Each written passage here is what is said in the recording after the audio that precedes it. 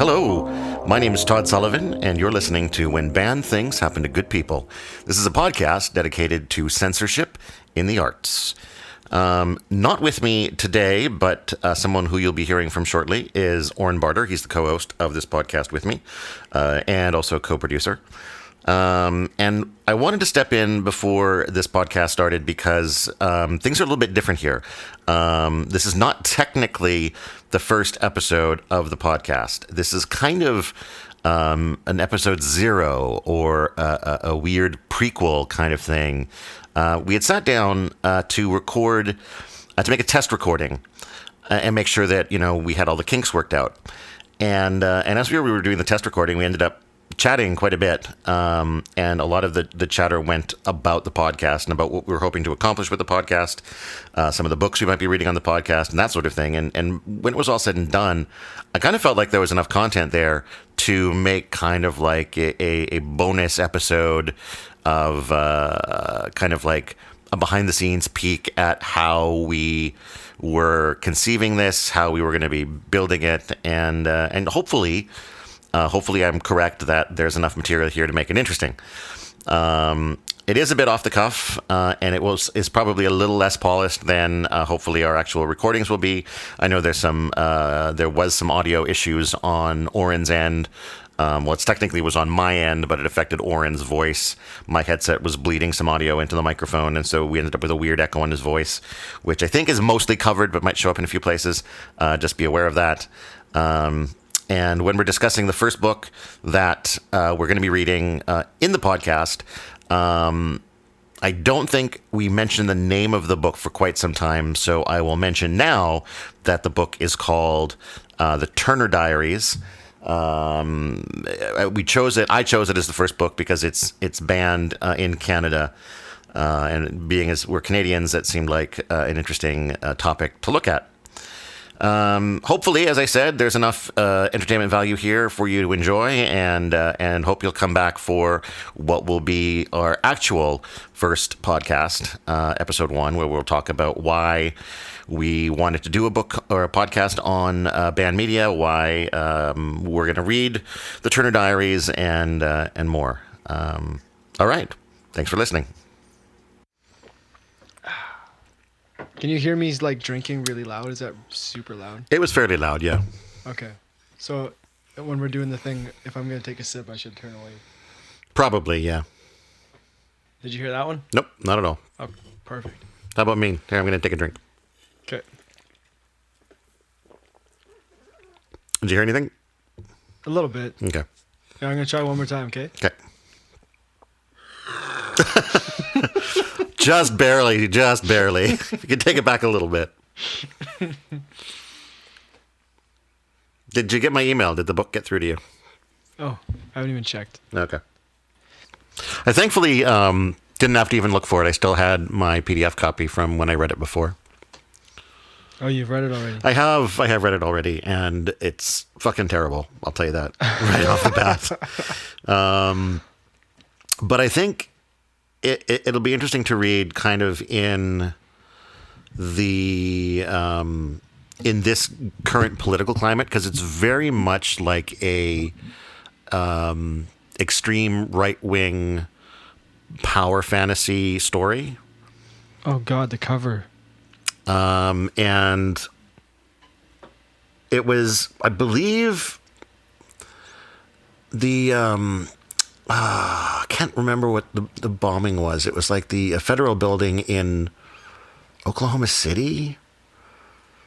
And the guy who did that bombing had read the book. And in fact, there was the bomb that he used was very similar to, and actually not just the bomb, but the where he placed it and the building that he attacked were kind of inspired by an attack that took place in this book. And that would be why it got banned. I think it's more generally banned in Canada for hate speech, I believe, but I have to look into that. What was the book that the Columbine, it was a Stephen King novel, right? I don't. Did that one get banned afterwards? Like after this, or did Steven pull it off the shelves himself? I don't know if that one was a case in Columbine, but in a number of school shootings, students had read Rage, which was a book that he had published under the name Richard Bachman. And yes, in fact, a couple of years ago, King did pull that from publication on his own. That would be a good one to talk about as well. That would be, and that's what was... Because that's kind of self-censorship, right? Yeah. Yeah. And I wouldn't mind. I've been wanting to reread that anyway because I was a big fan of that book when I was in high school, and I haven't read it since. And that another one is going to be tricky to track down because it's not just banned in certain areas. It's like he's pulled it from publication everywhere, so you can't get a copy anymore unless you're trolling. I'm sure somebody has one if we asked around. Yeah, anyone who has a copy of my mom might have one because she's got like everything Stephen King and his fucking, what do you call them, aliases. I don't want to talk. Shut up. If anyone has a copy of like the original version of the Bachman books that have the 4 early Bachman novels, it'll be in there. And I probably have a copy of that in a box somewhere, but I don't know where it is. And I found, I think, a PDF or some kind of an ebook online that was really, really badly formatted and was a huge pain in the ass to try to read. But yeah, I'm sure. I mean, walk into any used bookstore and you could probably find a copy there because, King is pretty much everywhere. Mm-hmm. But yeah, thinking about that book was another kind of inspiration for the podcast idea because I did want to revisit that one. And thought it would be interesting to talk about in that context of, having it pulled from publication by the author. Now, I mean, we're going to be reading books that are banned, and they're going to be banned for reasons. Like, I don't think anything's banned because it makes you feel too good. Like, Are we a little worried about our mental state, diving into the minds of these really fucked up people? I don't know. I'm not. Are you? A little bit. Okay, that's fair. No, I've always had a... It doesn't mean I'm not going to do it. Yeah. I think I'm fairly capable of experiencing, bad or difficult or challenging work and, coming out the other side not really changed for it. I mean, I guess you always end up changed to some degree, but as an example, when I read the Turner Diaries before, it wasn't like I came out of that going like, yeah, white power. It was more like I had a better understanding of that mindset. I didn't hold that mindset, but it gave me a peek inside of the processes that that sort of people are thinking. Mm-hmm. And I felt that was valuable, if that makes sense. To have that, yeah, that makes sense. I mean, it doesn't make me... It just makes you more empathetic. I don't know if it necessarily makes me more empathetic, because that's not the point I'm trying to make. I'm not trying to say like I came away going, yeah, I get where they're coming from. But it's more like when you see some of these people... I don't know. Maybe it is empathy or. I mean, empathy doesn't necessarily mean that you agree with them or that you think that that you feel less. Maybe even empathy might even make you feel more hatred towards it, like a certain thought process, right? Like empathy doesn't necessarily mean you agree. It just means you understand, right?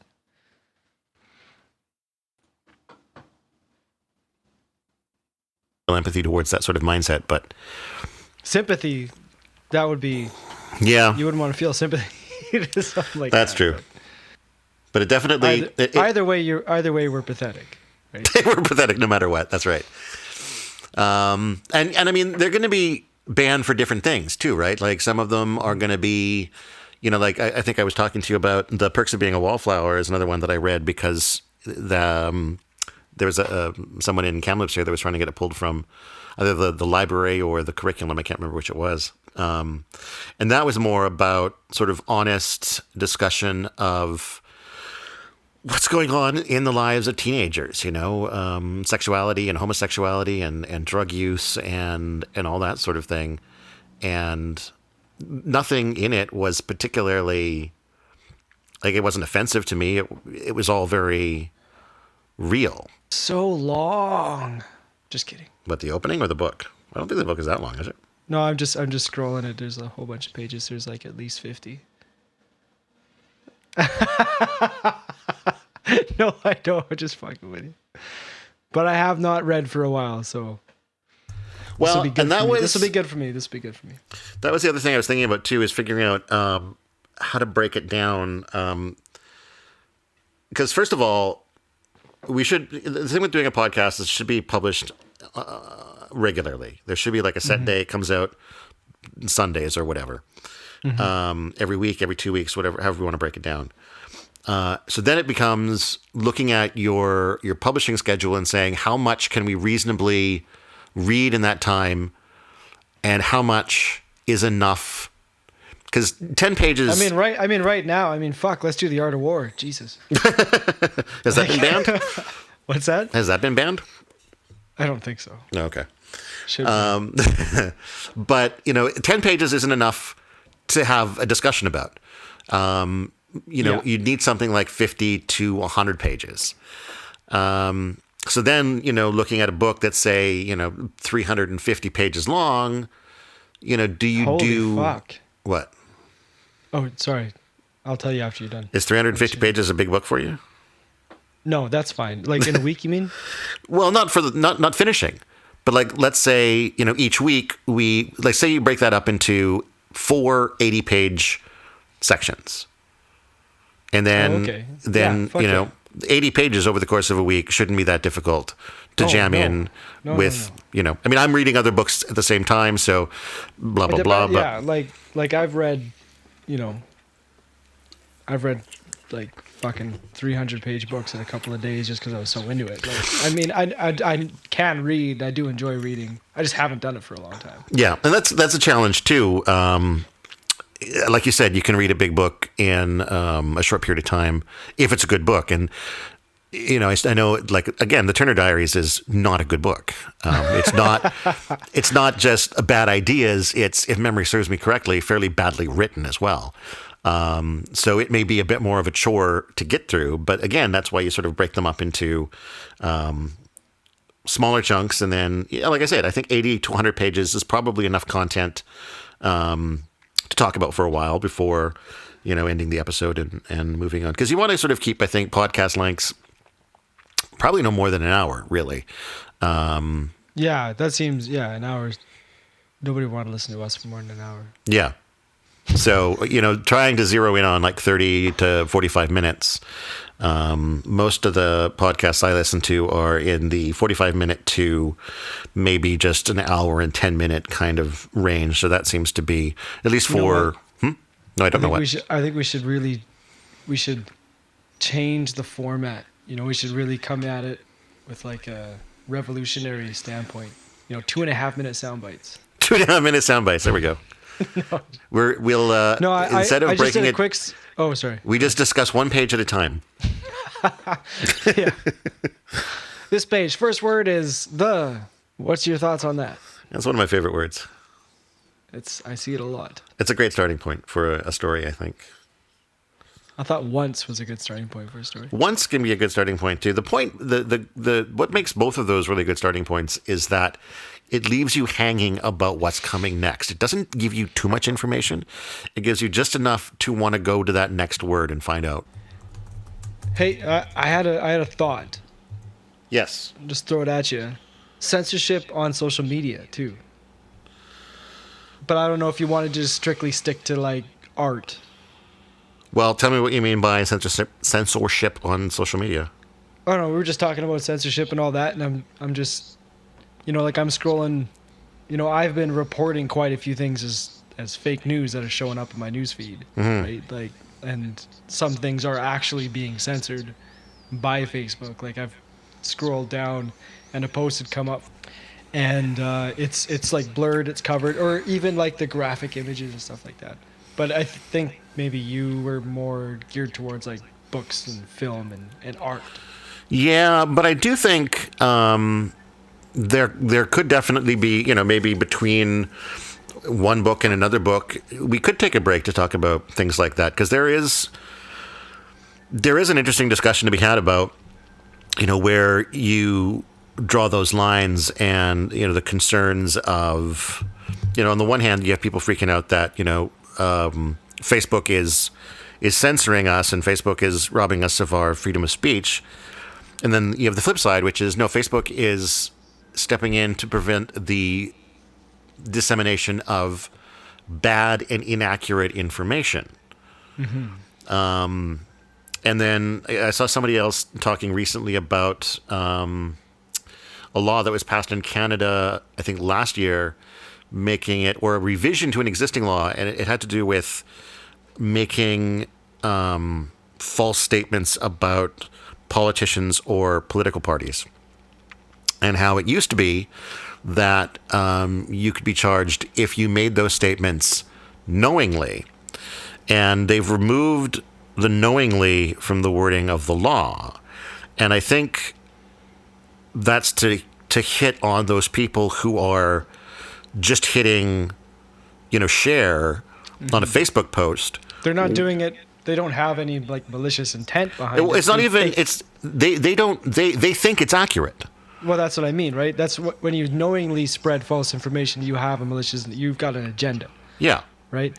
When you share something because you think it's real, but it's actually fake, you're still doing damage, but you're not being malicious, right? Like you're not attempting to harm people. No, but you it's still think you're helping, but it still is harmful, yeah. And I think that's exactly. We're at a point where there's so much bad information being spread through Facebook unknowingly by people that we do have to have something in place, whether it's Facebook monitoring it, whether it's a law, to curb that sort of thing from happening. Yeah. But yeah, I'm certainly down to having, that kind of a conversation. Maybe, either if we do it between books or we do a very special episode or, whatever. But yeah, that's on a very special episode. But yeah, certainly those sorts of things. And again, if there's a particular controversy that comes up, like even, if you're already doing the podcast, then right now having one discussing, the COVID-19 and 5G and that sort of thing might be worthwhile because it's newsworthy and it's sort of something that's happening right now. So, and it's also kind of like, you wanted to not only talk about the banned books, but you wanted to talk about censorship, right? And that's exactly. I think that people do need to be protected from bad information, bad, they people do need protection. And I think that is the government's responsibility. But who's in charge of that? Like who actually bans these books? Who makes the decision? Yeah, I think in most cases, and even in Canada, I'm not sure that, that the Turner Diaries was necessarily banned at a governmental level, but I think it's more that, it was rejected from libraries, or because I think that's where most, at least in Canada and the U.S., that's where most of it happens. It's at the library level where someone says this should not be available. So the people that are distributing the medium, right? Are controlling a little bit. Not even so much distributing. It's the ones, again, I think it's libraries, and I think it comes down to people saying this book shouldn't be easily accessible. I don't want my kids to, or even walk into a library or walk into a school library and have access to the information contained in this book. Right. Because clearly you got access to this book. You're not going to get fined. You're not going to get in trouble for it. You can access this book. Yes. And I think it would be, there could be a fine for possessing it, but, there are countries, though, I think if you look at China or, maybe North Korea, those are countries where there would be government lockdowns on certain books for the same reasons. It's because we don't want those ideas invading the minds of our citizens. but I think it's generally a little more mellow in like the U.S. and Canada. And probably a little more democratic too. Like, not just because we're a democracy, but like it's probably more people have their hand in saying this is no good. Rather than just one specific ideology saying we don't want this because it hurts our image, or they would never say that. Yeah. Dude, Barometer Rising is banned in Canada? What? Barometer Rising? I read that shit, man. Was it good? It was actually pretty good. It was kind of fucked up. That's the other thing, too, is that, there are a lot of... And this one I cannot buy. No? On Google Play, it is not giving me that option. But it is asking me, Wikipedia is like, do you like this book? Oh, I'm looking at maybe the same list as you now, because I do see Barometer Rising. That would be a good one to do. Is it? I think so. I'm surprised that it's banned. Well, see, but here's an example in the explanation I'm reading here. The Manitoba's Department of Education decided to remove the novel from the high school curriculum. They objected to the vulgarity in language used, though they later admitted to not having read the novel. So, here's an example where, you're surprised that it was banned, but in this case, the people who banned it hadn't even read it. They didn't even know why they were banning it. Somebody came to them and said, we think this book should be taken out of the library. Words. Right, and they were just like, okay, whatever. And that's usually what it is. It's usually, I think, probably schools more often than, public libraries. But even public libraries, too. But it's about, it's interesting that it sits on that line of this shouldn't be accessible to students because they're either too young or too impressionable. The information in the books are of questionable use, I guess, for lack of a better word. But one of the things that I felt about The Perks of Being a Wallflower is that it's showing that certain behaviors are not terrible. It doesn't mean that your kids are going to immediately do drugs if they read a book that is, contains teenage drug use. But it does hopefully maybe help open the door to them feeling comfortable talking about it. Or it opens the door to them feeling comfortable doing it. Right? Like you say, it doesn't necessarily mean they're going to, but it might make the idea more accessible to them. Yeah, and I'm not going to run out and say that I, 100% condone teenagers smoking pot or drinking, but...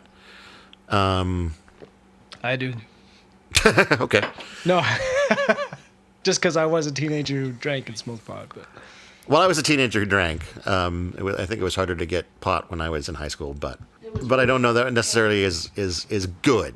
7 books you never knew were banned from Edmonton Public Library. This One Summer by Mariko Tamaki and Gillian Tamaki. It's a graphic novel. How graphic is it? It is the story of 2 friends, Rose and Windy, who spend their summers together at Owago Beach. In 2016, the book was removed from Minnesota School Library because the content was deemed inappropriate for conclusion in the library. The Giver by Lois Lowry, The Absolutely True Diary of a Part-Time Indian by Sherman Alexie. So, the more I'm looking at these banned books, the more I'm seeing that there's none of these books seem to be universally banned in Canada. They're just frequently banned. Yeah. Right? That seems to be the case. Margaret Atwood. Yeah, she comes up a lot. Boring as fuck.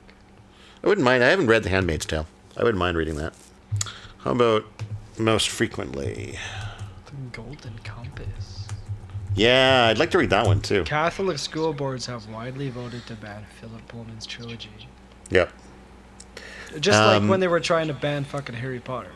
No, the thing with the Golden Compass is it's basically the Narnia series, but for atheists. So was the Narnia series religion? I guess it kind of was. It absolutely was. C.S. Lewis was a very, very, very, very strong Christian, has written a lot of Christian apologetics, and the Narnia series was very, very, very much a Christian allegory.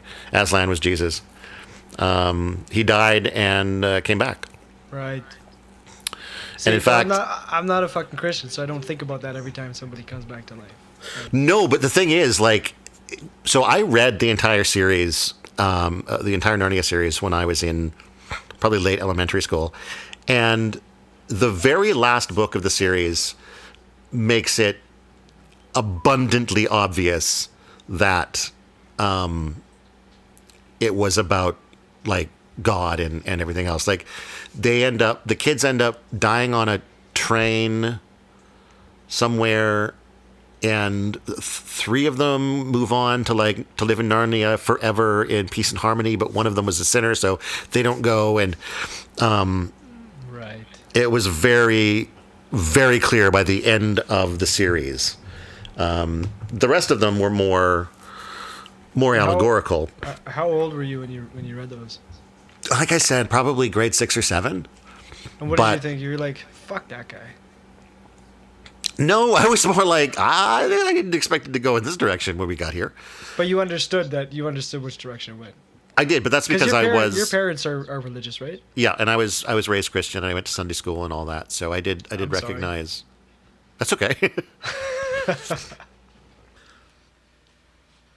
The other thing we need to figure out is what to call it. It needs a name. Censorship, but the sense in censorship is SENC. No, SENSE. I know how to spell. No. How about CENTS? Censorship. Yeah, it's like right. So here's our 2 cents. Censorship.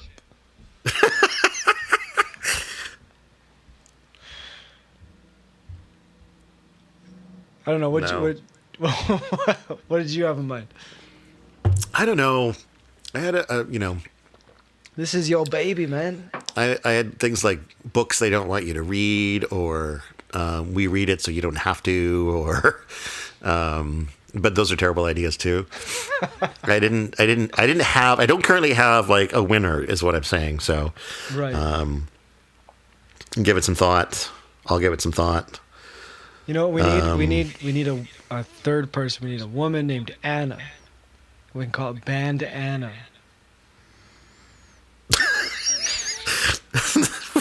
But then why aren't our names in the title? Because she's hot. I don't know. Sex sells. So how about then it's Band Anna, except Anna is never on the podcast because she's been banned from the podcast. That's why she's. That's a little too meta. I think. That's what, but it's true. She's Band Anna. Band. Getting the band back together. I mean, if we just focused on good people reading bad books. I like that one, actually. Why do bad books happen to good people? Not why do, it's when bad books happen to good people. Right. And that's even better, because it would be, this is the result. Our conversation is the result of when bad books happen to good people. I had an idea. I don't mind that one, actually. I kind of dig it. When bad books happen to good people? Yeah. Well, because there is a book called When Bad Things Happen to Good People. Are you familiar with that? Nope. I'm pretty sure that's what it's called. When Bad Things Happen to Good People. When Bad Books Happen to Good People. What do you think? I'm leaning on that one right now. I like it. And we could even go as far as we could change bad to banned. When banned books happen to good people? Yeah. Because I would argue that some of these books are good. I know Lolita has been banned in many places, and I quite enjoyed that book. Never heard of that one. What? What's it about? It's about a 40-year-old dude who falls in love with a 12-year-old girl. Sounds gross. It is, but it's also one of the most beautifully written books I've ever read. Add it to the list, motherfucker.